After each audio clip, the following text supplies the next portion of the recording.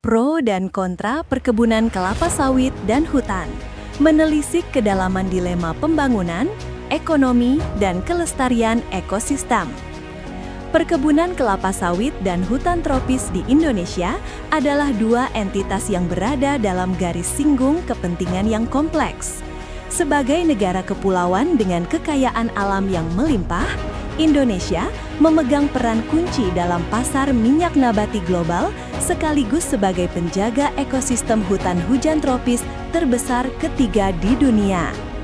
Isu ekspansi sawit yang mengorbankan hutan telah memicu perdebatan sengit yang menempatkan pertumbuhan ekonomi berhadapan langsung dengan urgensi kelestarian lingkungan dan hak-hak masyarakat adat. Sisi pro, mesin penggerak ekonomi dan kesejahteraan sosial. Kelapa sawit, Elais guinensis, diakui sebagai komoditas strategis yang telah mentransformasi lanskap ekonomi Indonesia. Manfaatnya, baik di tingkat makro maupun mikro, sulit untuk diabaikan. 1. Fondasi stabilitas ekonomi nasional dan efisiensi tinggi. Industri kelapa sawit merupakan primadona ekspor Indonesia, secara konsisten menjadi penyumbang devisa terbesar dari sektor non-migas. Kontribusi terhadap produk domestik bruto (PDB) sangat signifikan, terutama bagi provinsi-provinsi sentra produksi. Keunggulan utama sawit terletak pada efisiensinya.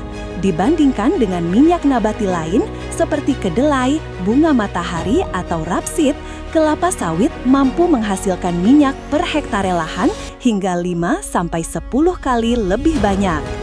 Efisiensi ini menjadikannya pilihan ekonomis yang sulit ditandingi dalam memenuhi permintaan minyak nabati global yang terus meningkat. 2. Penggerak roda kesejahteraan di pedesaan. Secara sosial, kelapa sawit telah berperan besar dalam program pengentasan kemiskinan. Industri ini menyediakan lapangan kerja bagi jutaan orang, mulai dari pekerja di perkebunan, pabrik pengolahan, hingga rantai distribusi. Lebih dari 40% dari total lahan sawit nasional dikelola oleh perkebunan rakyat atau petani kecil. Pola kemitraan atau swadaya ini telah mengangkat pendapatan petani, mengubah desa-desa terpencil menjadi pusat pertumbuhan ekonomi lokal, dan mendorong pembangunan infrastruktur, jalan, sekolah, fasilitas kesehatan di daerah-daerah tersebut. 3. Komoditas serbaguna dan energi terbarukan. Minyak sawit mentah atau CPO dan turunannya adalah bahan baku esensial dalam berbagai produk harian, mulai dari makanan olahan, sabun, deterjen, hingga kosmetik. Di tingkat global, downstreaming, industri hilir, sawit menciptakan nilai tambah ekonomi yang sangat besar. Selain itu, CPO merupakan bahan baku utama untuk biodiesel B30, B30, etc. yang merupakan bagian dari komitmen energi terbarukan Indonesia untuk mengurangi emisi karbon dari bahan bakar fosil dan menekan impor minyak. Sisi kontra, bencana ekologis dan konflik sosial akibat ekspansi. Terlepas dari keuntungan ekonominya, praktik ekspansi perkebunan kelapa sawit yang tidak terkendali, terutama yang menyasar kawasan hutan, telah memicu kerusakan lingkungan yang masif dan isu sosial yang kompleks. 1. Deforestasi dan krisis keanekaragaman hayati. Masalah terbesar adalah deforestasi, yaitu konversi hutan primer dan hutan sekunder menjadi lahan sawit.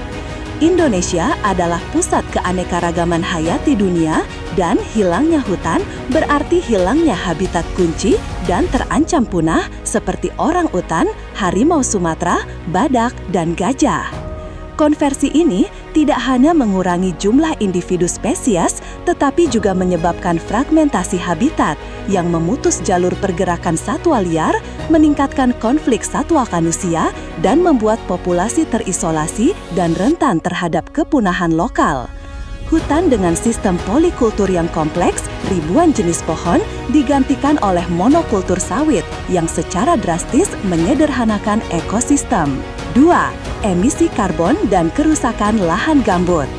Indonesia memiliki cadangan lahan gambut tropis terbesar di dunia yang merupakan penyimpan karbon sink yang sangat efektif. Ketika hutan di atas lahan gambut dialihfungsikan, proses pengeringan melalui pembuatan kanal, drainase, dan pembukaan lahan dengan pembakaran melepaskan metana dan sejumlah besar karbon dioksida CO2 yang tersimpan selama ribuan tahun. Pelepasan emisi ini secara signifikan berkontribusi pada pemanasan global. Selain itu, drainase gambut menyebabkan subsiden, penurunan permukaan tanah yang permanen, membuat lahan rentan terhadap banjir dan meningkatkan risiko kebakaran hutan dan lahan, karhutla, yang sulit dipadamkan dan menghasilkan kabut asap lintas batas. 3. Isu tenurial dan konflik agraris. Ekspansi perkebunan skala besar seringkali terjadi di atas wilayah yang secara tradisional dikuasai atau diusahakan oleh masyarakat lokal atau masyarakat adat. Konflik agraris yang terjadi seringkali berakar pada ketidakpastian tenurial hak atas tanah dan tumpang tindihnya izin konsesi dengan wilayah kelola masyarakat. Konflik ini tidak hanya mengancam mata pencaharian dan ketahanan pangan masyarakat, tetapi juga mengikis kearifan lokal dalam mengelola hutan secara berkelanjutan. 3. Hutan, fungsi ekologis yang tak ternilai, layanan ekosistem global. Berhadapan dengan kelapa sawit, fungsi hutan tropis mewakili nilai intrinsik yang melampaui perhitungan ekonomi jangka pendek. Hutan menyediakan layanan ekosistem yang sangat vital bagi keberlangsungan hidup di bumi. 1. Paru-paru dunia dan pengatur iklim. Hutan hujan tropis adalah penyerap CO2 atmosfer yang paling efisien melalui fotosintesis, menjadikannya kunci dalam mitigasi perubahan iklim. Selain itu, kanopi hutan berinteraksi dengan atmosfer untuk menghasilkan awan dan mengatur pola hujan regional, berfungsi sebagai pengatur iklim global. 2. Menara air alami, fungsi hidrologis. Sistem perakaran pohon-pohon hutan bekerja seperti spons raksasa. Hutan berperan dalam intersepsi, menahan air hujan di tajuk, dan infiltrasi, memasukkan air ke dalam tanah. Hal ini memastikan suplai air tanah yang stabil selama musim kemarau dan, yang paling penting, mengurangi laju aliran permukaan air yang menjadi penyebab utama banjir dan erosi tanah saat musim hujan. Degradasi hutan secara langsung meningkatkan kerentanan wilayah terhadap bencana hidrometeorologi. 3. Gudang sumber daya genetik dan obat-obatan. Sebagai pusat keanekaragaman hayati, hutan menyimpan perpustakaan genetik yang belum terpetakan.